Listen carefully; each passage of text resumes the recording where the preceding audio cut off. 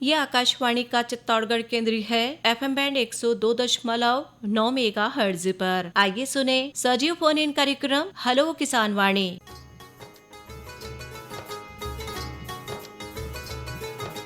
खेत और खलिहानों की सुनो कहानी, सुनो कहानी। खेत और खलिहानों की सुनो कहानी, सुनो कहानी।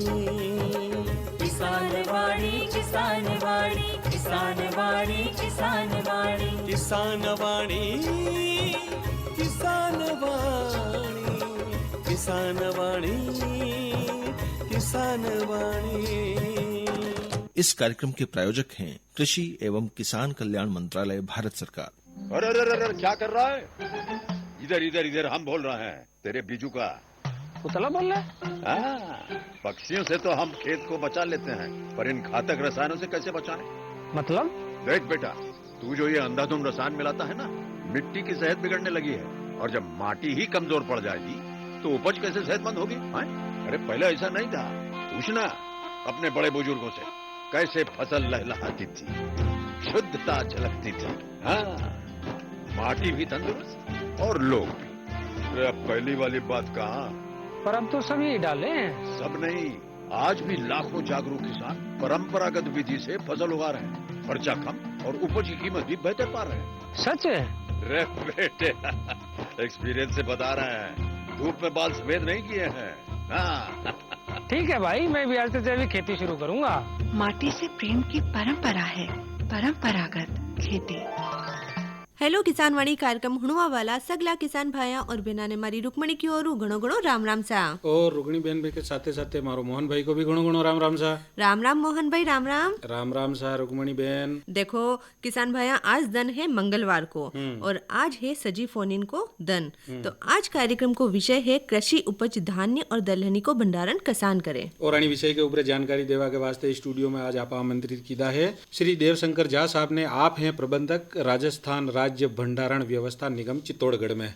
तो सबों पहले अपना विशेषज्ञों को भी स्वागत करला सा श्री देवशंकर जी झा साहब। माँ के कार्यक्रम में किसान भाइयों की ओर बहुत बहुत स्वागत। राम राम सा। राम राम सा, धन्यवाद। रुक्मणी बहन, जो भी किसान भाई है देवशंकर जी झा साहब सीधी बातचीत करना चाहे तो अपना कार्यक्रम का टेलीफोन नंबर भी बनाने बता था 0147229020 और माँ की दूसरी लाइन का नंबर है 295020। और एक देखो कार्यक्रम में एक जरूरी सूचना भी आपने देनी है सा। बिल्कुल ऐसा। तो देखो आज शाम 7:30 बजे राज्य कृषि प्रबंधन संस्थान जयपुर केंद्रीय कृषि मंत्री श्री शिवराज सिंह चौहान, माननीय मुख्यमंत्री श्री भजनलाल शर्मा, माननीय केंद्रीय कृषि राज्य मंत्री श्री भागीरथ चौधरी एवं राजस्थान का माननीय कृषि मंत्री श्री किरोड़ी लाल मीणा की गरिमामय उपस्थिति में भारत विस्तार किसानों के लिए एकीकृत AI आधारित डिजिटल पब्लिक इंफ्रास्ट्रक्चर प्लेटफॉर्म को राष्ट्रीय शुभारंभ कियो गयो है। अणी में अपनी भाषा में मोबाइल या साधारण फोन कॉल का माध्यम सरकारी योजना, मौसम को अपडेट, मंडी भाव, फसल सलाह की जानकारी, तकनीक का माध्यम किसानों ने सशक्त करवा के वास्ते देवाहरू राष्ट्रीय शुभारंभ की रेडियो रिपोर्ट को प्रसारण किया जाएगा। सभी किसान भाई हुणवो मत भूल जो सा। और यो प्लेटफॉर्म है किसानों ने सशक्त बनावा के क्षेत्र में एक महत्वपूर्ण कदम। तो जो भी किसान भाई है देखो, जो प्लेटफॉर्म नयो चालू की दो है किसान भाई की नई नई जानकारी जो भी प्रसारण करी जाएगा वी की जानकारी देवा के वास्ते आज शाम को 7:30 बजे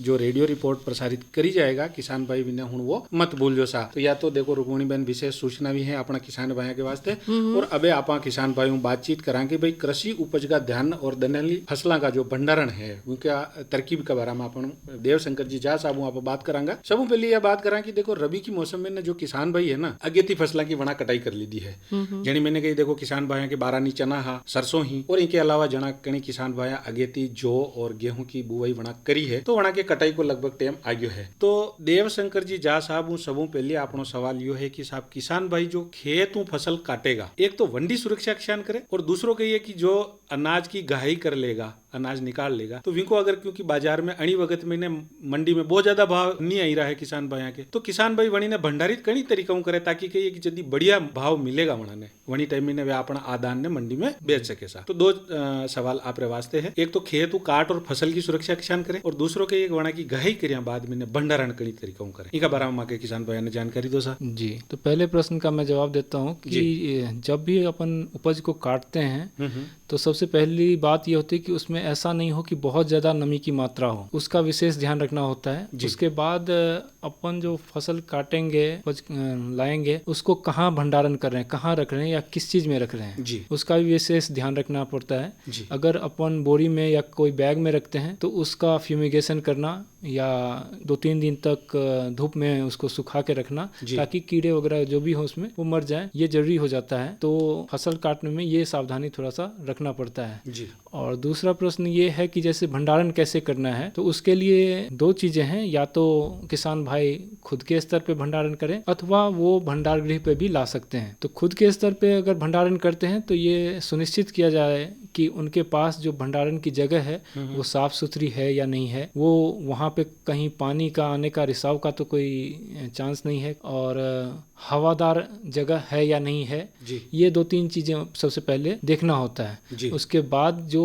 उन्होंने बैग या बोरी में रख रखा है उसको वहाँ पे वो रख सकते हैं। जी, बहुत ही बढ़िया जानकारी से दे रहा है साहब देवशंकर जी जहाँ साहब। पर जहाँ साहब किसान भाइयों की देखो आप राजस्थान और आसपास का एरिया का किसान भाइयों की अगर आप बात करा तो बहुत किसान ऐसा है जनापा कि घर में भंडारण की व्यवस्था बहुत कम जनापा है, तो वे कही है कि कटी किराए गोदाम ले और अगर वनमी ने रखना चाहे तो कई व्यवस्था है वंडा वास्ते। देखिए जैसे राजस्थान राज्य भंडार व्यवस्था निगम है जी, यहाँ पे हम किसान भाइयों को विशेष सुविधा देते हैं भंडारण करने के लिए जी। और यहाँ पे एक फैसिलिटी और हम देते हैं, व्यवस्था और भी है कि जैसे ही वो अपना फसल लाते हैं तो उसका लगभग 85% तक हम फंडिंग भी कर देते हैं, उनको पैसे भी दे देते हैं जी। बहुत ही कम इंटरेस्ट रेट पे जी। तो एक तो ये तरीका है कि सीधे वो भंडार गृह पे लेके आ जाएं और इसमें कुछ नहीं, उनको साफ सुथरी बोरी में लेके आना है और भंडारण के लिए हम उनको सुविधा देते हैं और संग्रहण शुल्क में भी हम 60 से 70% छूट देते हैं किसान भाइयों। देखो जैसा आप एक बात और पूछना चाहूँ कि जी फसला है तो कसी कसी ऐसी फसला है जना के वास्ते भंडारण कियो जा सके। फसल में सूखा फसल जो भी है जैसे कि अपना दलहन तिलहन अनाज ये सब हम भंडारण कर सकते हैं। जी। तो जा साहब जैसे कोई किसान भाई है आपके जैसे राज्य भंडार जो व्यवस्था गृह है, एक किसान भाई जुड़िया है, बात करा। राम राम साहब। हेलो। हाँ राम राम साहब, नाम बताओ आप लोग किसा काम फरमाओ। राम राम साहब, मैं भंवर सिंह फेमजा खेड़ो बोल रही हूँ। जी सवाल पूछो साहब। सरसों निकल गई है ना, मंडी में भाव नहीं है बराबर, तो पचे बिना कुकर रखा जी वंडो भंडारण करवा के वास्ते जा साहब आपने जानकारी देगा।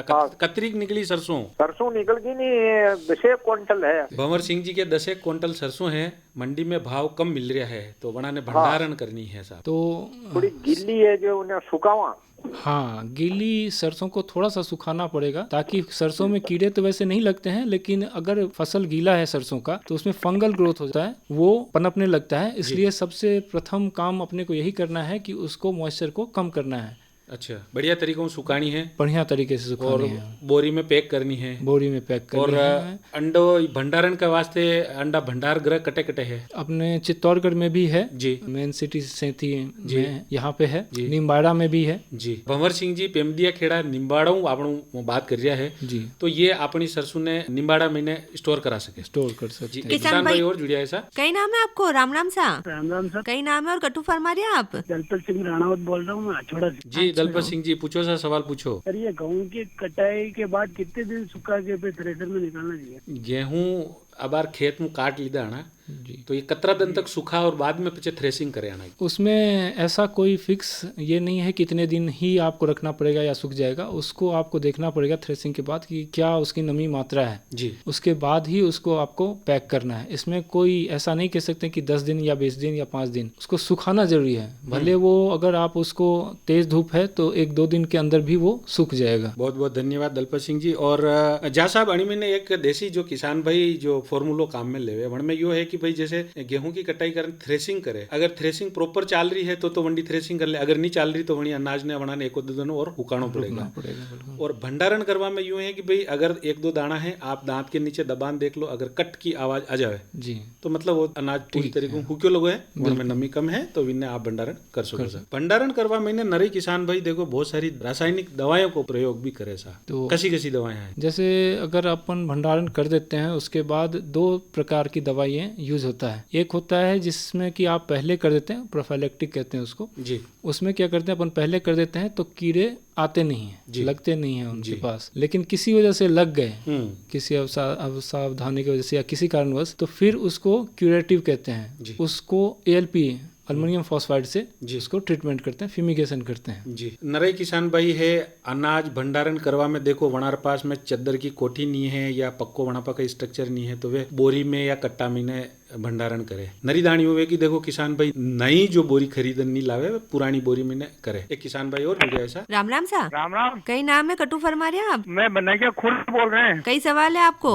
अरे मगर जो निकाले वो जो बीज के लिए राख लो किसान रखा। आपको नाम बताओ सा। मांगी लाल जी कुमावत जी मांगी लाल जी, आपके जो निकल गया। हाँ अच्छा अभी बीज का राखना आपके अगले साल बुआई के बाद बीज का रूप में अना ने भंडारण करना है, तो इनको तरीको पूछ रहा है किसान करना। देखिए जौ का भंडारण बहुत ही चैलेंजिंग होता है, बहुत ही सतर्कता की आवश्यकता होती है इसमें जी। तो सबसे पहला काम तो इसमें यही करना होता है कि आपको मॉइस्चर जो है, नमी जो है सो बहुत कम करना पड़ेगा इसमें, पूरा कड़क सुखाना पड़ेगा इसको जी। और दूसरा आप जो इस बोरी में या बैग में पैक कर रहे हैं वो बैग भी साफ सुथरा होना चाहिए जी। एक किसान भाई और जुड़े है। राम राम सा। राम सा योगेश जांगड़े बेमेतरा जी योगेश जी पूछो सा सवाल पूछो। अरहर की जो फसल है उसका भंडारण कैसे करें? जी अरहर की फसल को भंडारण करना है योगेश जी जांगड़े छत्तीसगढ़। तो अरहर की भंडारण भी लगभग उसी तरह होती है जैसे बाकी अनाजों की होती है जी, लेकिन इसमें क्या होता है कि दाल में ब्रुकस करके अलग एक आता है, उससे विशेष सावधानी रखनी पड़ती है जी। तो उसका भी वही है कि सबसे पहले आपको अच्छी तरीके से दाल को सुखाना पड़ेगा, अरहर को सुखाना पड़ेगा, सुखाने के बाद अच्छे से पैक करना पड़ेगा किसी बोरी में, या फिर वो भी इंसेक्ट फ्री होना चाहिए, में कीट वगैरह नहीं लगा होना चाहिए। जहाँ साहब सीधी बात यह है आप के मतलब है कि जनी भी अनाज रो आपने भंडारण करनो है विने कही है कि एक बार कड़क धूप में तो बहुत ज्यादा सुखाना पड़ेगा, और बोरी या कट्टा अगर वे यूज कर रहा है तो बनाने फ्रेश बोरी या कट्टा काम में लेना है, पुराना कोई भी बोरी वगैरह। और अगर मान लो पुराना कर रहा है तो बनाने पहले आपने प्रद्युमित करना पड़ेगा। तो वंडा वास्ते दवाई वगैरह जिसान आप बताइए एक बार दोबारा आप किसान भाई ने और बता दो कई दवाई वनाने करना पड़ेगा। वो एल्युमिनियम फॉस्फाइड होता है जी, जिन्हें आप सेल्फोज भी कहते हैं। एक ईडी इम्प्यूल इंजेक्शन भी आवे जो लोग बाग अनाज में रखे है वन महीने। नहीं अपन जनरली जो प्रोफिलैक्टिक में यूज करते हैं वो मेलाथियन और डेल्टामिथ्रिन होता है जी, वो यूज करते हैं जी। तो नरे जना कहिए कि देखो सेल्फोज की गोलियां भी कपड़ा में पुड़की में बांध और अनाज में स्टोर कर देवे। बहुत जना किसान भाई ऐसा भी है जे अपना अनाज का भंडारण करवा में नीम की पत्तियां को भी उपयोग करे, तो यो जो तरीको है कतरो कारगर है। नीम का है लेकिन उसमें ये कि आपको हर 15 दिन में देखते रहना पड़ेगा अपने उपज को कि इसमें कोई कीड़े वगैरह तो नहीं लग रहे हैं जी। तो जैसा मुझे यो कहना चाह रहा हूँ कि अपने जैसे रासायनिक दवाई भी आप बताई और एक जैविक तरीकों भी भंडारण करे तो दोयामु कसो तरीको बढ़िया रहे है भंडारण वास्ते। लंबे समय में तो आपको रासायनिक में जाना ही पड़ेगा क्योंकि नीम के पत्ते कुछ दिन के लिए तो ठीक है, बाकी वो ज्यादा कारगर नहीं हो पाता है अगर लंबे समय की बात करें तो। बहुत बड़ा स्तर पर अगर कोई किसान भाई है भंडारण कर रहे है अनाज, जैसे गेहूं है 20-50 बोरी गेहूं है, चना है, सरसों है, तो वही महीने जो आप रासायनिक तरीको बता रहे हो तो उनकी मात्रा भी निश्चित होनी चाहिए। अगर 50 बोरी कर रहे हो तो वन में कतरा ये लगाएगा महीने। देखिए जो प्रोफिलैक्टिक ट्रीटमेंट होता है मेलाथियन या डेल्टामिथ्रिन जी, वो एरिया बेसिस पे होता है जी, जिसको कि 30 ml हम लेते हैं 3 लीटर पानी में और उसमें 100 स्क्वायर फीट एरिया पे अपन उसका स्प्रे करते हैं जी। तो ये जानकारी अगर किसान भाइयों को चाहिए या इससे संबंधित में तो वो राज्य भंडार व्यवस्था भी आ सकते हैं और जानकारी ले सकते हैं। श्री देवशंकर जी झा साहब आप और भी बातचीत करांगा कृषि उपज धान्य और दलहनी फसला का भंडारण का बारे में। इनको पहले अपना किसान भाई ने एक संदेश सुनावा और लगे हाथ एक लोकगीत भी सुनावा। किसान मान धन योजना मिलेगा पेंशन का सहारा, कृषक ना होगा बेसहारा, जुड़ेगा खुशियों से नाता, कटेगा सुख से बुढ़ापा, सुरक्षित होगा अन्नदाता, सुरक्षित होगा अन्नदाता। प्रधानमंत्री किसान मान धन योजना से लघु सीमांत किसानों का भविष्य होगा सुरक्षित और 60 वर्ष की आयु से 3,000 रूपए मासिक पेंशन होगी सुनिश्चित। 55 रूपए से 200 रूपए की मासिक किश्त देकर प्रवेश कर सकते हैं 18 से 40 वर्ष तक के किसान। इस अंशदायक योजना में सरकार देगी बराबर का योगदान। सभी किसान भाई बहन इस योजना के लाभ के लिए जन सेवा केंद्र में जाएं और अपना निःशुल्क नामांकन कराएं। प्रधानमंत्री किसान मान धन योजना, अन्नदाता के परिश्रम को संबल, पेंशन से सुरक्षित उनका कर। कृषि एवं किसान कल्याण मंत्रालय, भारत सरकार द्वारा जनहित में जारी।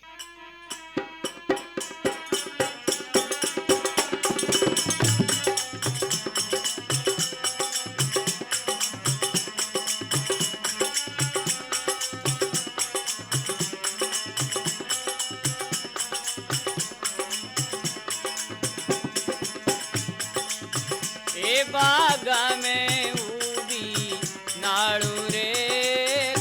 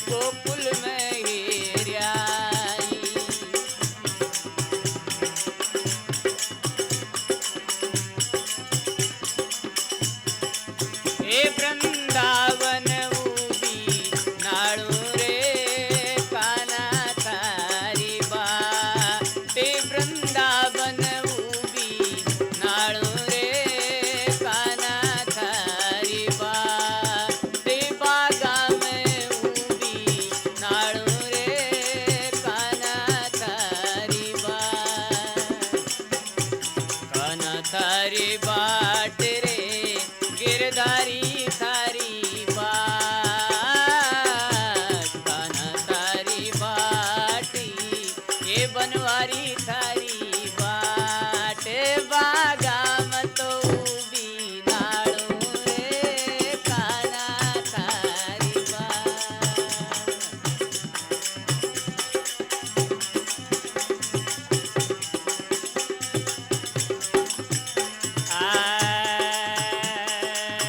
यमुना जी रे मारा काना जमुना जी रे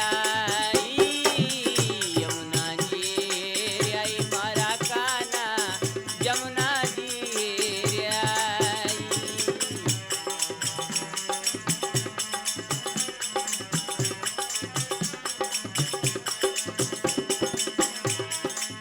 ए पणंगट पे उभी नाळू रे काना थारी बाटी पणंगट पे तो उभी नाळू रे काना थारी बाटी बागा में उभी नाळू रे काना थारी बा धनराज रावल की आवाज में काना थारी बाट बढ़िया सो लोकगीत आप हुणियो ऐसा। और देखो आज आप बात कर यहाँ कृषि उपज धान्य और दलहनी का भंडारण कसान करनो है और इके ऊपर जानकारी दे रहा है अपने श्री देवशंकर झा साहब। और जो किसान भाई माने कार्यक्रम में फोन करना चाहे विशेषज्ञ जानकारी प्राप्त करना चाहे है तो भी टेलीफोन करने जानकारी प्राप्त कर सके है। माँ का टेलीफोन नंबर है 01472294020 और दूसरी लाइन का नंबर है 295020। तो श्री देवशंकर जी झा साहब जैसान की आप बतायो कि भाई अपने चित्तौड़गढ़ जिला का जो भी किसान है वणा के कई रबी की जो भी फसला है वणा ने अगर राज्य भंडार गृह में वणा ने भंडारित करनी है, पर सबसे बड़ी समस्या यूं है कि अपना आटा का किसान भाई है कि देखो अतरा बड़ा किसान नहीं है कि वणा के 100 बोरी 200 बोरी उपज में जावे, कंडे 20 बोरी वेगी, कंडे 10 बोरी वेगी, कंडे 15 बोरी वेगी। तो ये छोटा छोटा किसान है। छोटा छोटा किसान अगर भंडार गृह में अनाज लेना आएगा तो वणा तो देखो लागत भी इतनी लाग जाएगा और बहुत ज्यादा फायदो भी वणा ने नहीं मिलेगा। तो अंडा वास्ते कई व्यवस्था कर रहा है कि अपने किसान भाई के इस वास्ते सरकार ने अभी बहुत अच्छा संज्ञान लिया है और FPO फार्मर प्रोड्यूसर ऑर्गेनाइजेशन को लाया है। इसमें क्या होता है कि सारे छोटे किसान भाइयों के पास वो FPO जाता है और वो रजिस्टर कर लेता है उसको और उन सब का फसल और जो भी काम है वो FPO एक बड़ा सा उनका प्रतिनिधित्व करते हुए करता है। जैसे किसी गांव में 20 किसान ऐसे हो गए तो उस 20 किसान से उन्होंने 400 बोरी या 500 बोरी ले लिया, फिर उसको सीधे वो हमारे गोदाम में लेके आ जाते हैं। तो इससे छोटे किसानों को भी ऐसा नहीं लगता है, ज्यादा कॉस्टिंग नहीं आती है और उनको सही मिल जाता है। और हमने इस बार FPO को 30% का छूट भी दिया है इस कार्य हेतु। जी तो ये तो बहुत ही बढ़िया जानकारी है रुक्मणी बहन। देखो सा क्योंकि देखो छोटा किसान है, कोई 10 बोरी लेन सार भंडार गृह में आओ तो भी नहीं शर्म आवे साहब कि 10 बोरी गेहूं लेन आयो। तो फार्म प्रोड्यूसर जो कंपनीज है चित्तौड़गढ़ जिला में बहुत बढ़िया काम कर रही है। तो जो भी किसान भाई फार्म प्रोड्यूसर कंपनी जुड़िया लगा है वे तो अणी चीज को फायदो ले सके, लेकिन कुछ और किसान भी ऐसा है जो वे भी अणु जुड़ और अपनो जो जतरो भी आदान है वो FPO के मार्फत वटा जमा कराई दे, वटुआ रसीद ले ले और वटा बाद में जैसे 400 बोरी वेगी या 500 बोरी वेगी तो भी भंडार गृह में जमा कर ले। जो 30% छूट की आप बात कर रहे हो तो यह छूट FPO ने मिलेगा या किसान भाई हमें बराबर बंटेगा? ये FPO को मिलता है जी, और FPO को मिलता है तो वो इनडायरेक्टली किसान को ही मिला जी, क्योंकि किसान भाई भी वन महीने शेयर होल्डर है तो वणा ने भी अणी चीज को फायदो मिल गया। तो यह बहुत ही बढ़िया जानकारी और किसान भाई रुक्मणी बहन अणी चीज को फायदो भी ले सके सा। इसके साथ मैंने कही कि देखो नरीदान किसान भाई हर बार कई खेत में बुआई के वास्ते नयो बीज नहीं खरीद सके। तो एक तो खाद्यान्न के वास्ते वने अनाज को भंडारण करना है, एक बीज के वास्ते वने अनाज को भंडारण करना है। आप रासायनिक तरीका बताया यानी के मार्फत जो भी किसान भाई अपना अनाज को भंडारण करेगा बाद में भी अगर मान लो अपना खावा में काम में लेना है तो वंडो कई स्वास्थ्य के ऊपर कई विपरीत प्रभाव तो नहीं पड़ेगा? नहीं, जनरली समान रूप से अगर अपन देखें तो जो केमिकल है, रसायन है वो ऐसे रिसर्च करके बनाया ही जाता है कि जिसका की इफेक्ट कुछ दिन के बाद खत्म हो जाता है। लेकिन फिर भी हम रिकमेंड करते हैं कि आप जो भी खाद्यान्न खाते हैं उसको एक बार धो जरूर ले। उन्हें धोना जरूरी है। नरीदान किसान भाई तो धोवे नहीं विने कई करे कि जैसे बहाने जतरो अपने खावा में काम लेनो विने बहाने निकाले 5-4 दिन हवा में रखे बटा बाद में विने पिसवावा में भेज देवे। तो यो तरीको जो है कतरो सही है कतरो गलत है? वैसे ये देखा गया है कि ऐसा कोई खराबी तो नहीं करता है, लेकिन हम रिकमेंड वही करते हैं कि आप एक बार उसको धो जरूर लें, धो के सुखा लें, उसके बाद पिसवाना है। जैसे गेहूं है धो के सुखा ले उसके बाद पिसवा लिया। अगर किसान किसान भाई कोई रासायनिक दवा को प्रयोग कर अनाज ने भंडारण करियो है तो विने अगर खावा में काम लेनो है तो रुक्मिणी बेन विने धो लेनो है और बटा बाद में अच्छी तरीके से सुखार विने पीस और पचे आपने खावा में काम लेनो है। नरीदान किसान भाई गई है कि देखो भंडारण करवा में चूक भी कर जावे क्योंकि देखो वहां पर टाइम कम रहे, अनाज को वे सही तरीके से धूप में सुखावे नहीं, महीने गई एक चारों बगदो भूसो वगैरह भी रह जाओ, सफाई भी प्रॉपर नहीं करे और भंडारण कर दे और बाद में कहो साहब मगान में धनेरिया लाग गया या और भी कई महीने कीट लाग गया। तो किसान भाई ने आपका ही सुझाव देना चाहोगे भंडारण करने पहले अपना अनाज ने कई तरीकों में बिल्कुल तैयार कर ले कि अभी अपन भंडारण करना है। इसके लिए 4 चीजों का विशेष रूप से ध्यान रखना है जी। एक तो नमी जी, दूसरा भंडारण का स्थान या जो बैग है वो जी, तीसरा निरीक्षण, बार बार उसको निरीक्षण करते रहना पड़ेगा और चौथा समय समय पे रासायनिक उपचार। ये 4 चीजें बहुत जरूरी है। परिभाषा ये है श्री देवशंकर जी झा साहब, प्रबंधक राजस्थान राज्य भंडारण व्यवस्था निगम चित्तौड़गढ़ और अणा आज अपन कृषि उपज धान्य और दलहनी का भंडारण के बारे में अपन बहुत ही बढ़िया जानकारी दी है। किसान भाई सुनकर निश्चित रूप लाभान्वित होगा। इनके साथ ही आज का मौसम की अगर बात करें, अधिकतम तापमान 30 डिग्री सेल्सियस, न्यूनतम तापमान 13 डिग्री सेल्सियस, हवा में नमी 27% और हवा की जो रफ्तार है वह 16 किलोमीटर प्रति घंटा के हिसाब रहेगा। इनके साथ ही बादल छाया रहेगा, हल्की बरसात की संभावना भी कटे कटे रह सके। साथ ऐसा काल के मौसम की बात करें तो काल को अधिकतम तापमान रहेगा की संभावना है 30 डिग्री सेल्सियस, काले न्यूनतम तापमान रहेगा 13 डिग्री सेल्सियस, हवा में नमी रहेगा काले 33% और हवा की रफ्तार काले रहेगा 10 किलोमीटर प्रति घंटा और बारिश के साथ आंधी वेवा की भी संभावना ऐसा काले। तो भाई देखो मौसम ने अपन ध्यान में रखना है अणी के तरीकों में। देखो खेतीबाड़ी का जो भी काम है बरसात को मौसम ध्यान में रखते तक अपने खेतीबाड़ी का काम करना है। इनके साथ ही देखो बदलतो मौसम है, बीच में 2-4 दिन गर्मी पड़ गई ही, अब एक सुबह शाम पाची ठंड पड़वा की संभावना है। तो अपना स्वास्थ्य को भी पूरी तरीकों अपने ध्यान रखना है और रुक्मिणी में आपने रखना है टेम को ध्यान। आपने किसान भाइयों लेनी है इजाजत अगले मंगलवार ने अनिस वक्त पाचा मलंगा जितने माने देव इजाजत गणा गणा राम राम सा। इस कार्यक्रम के प्रायोजक कृषि एवं किसान कल्याण मंत्रालय, भारत सरकार। खेत और खलिहानों की सुनो कहानी, सुनो कहानी, खेत और खलिहानों की सुनो कहानी, सुनो कहानी। किसान वाणी, किसान वाणी, किसान वाणी, किसान वाणी, किसान वाणी, किसान वाणी, किसान वाणी, किसान वाणी।